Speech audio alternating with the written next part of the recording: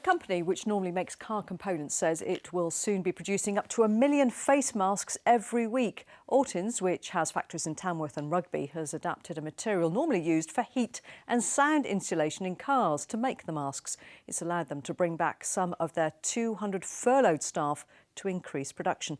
Our reporter Kevin Reid has been finding out more. These staff at Ortins in Rugby have just returned to work and are being protected with masks they made themselves.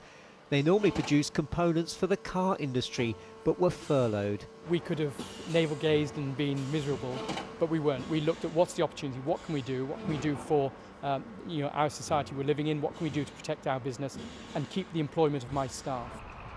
The company normally makes components for high-end cars, but with Brexit and diesel sales affecting the car industry, it's been a bumpy ride of late.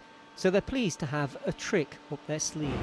Now this is the material driving this company's success. It's known as Neptune, and this would normally cover a battery in a luxury car, but they're now using it to make the face masks, and they reckon that in 6 weeks' time they'll be producing up to 1 million every week.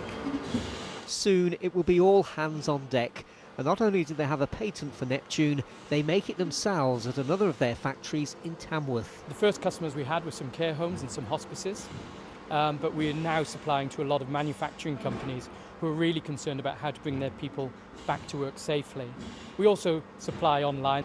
It was nice to be back at work, especially be part of this huge project, so helping people stay safe and they can go back to work in other places as well and use our masks. First day was difficult, of course, but after was nice. I'm glad to be back at work.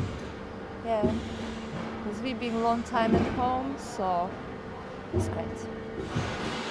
Ortins are confident the masks will meet the standards for frontline NHS staff, and they're currently being tested.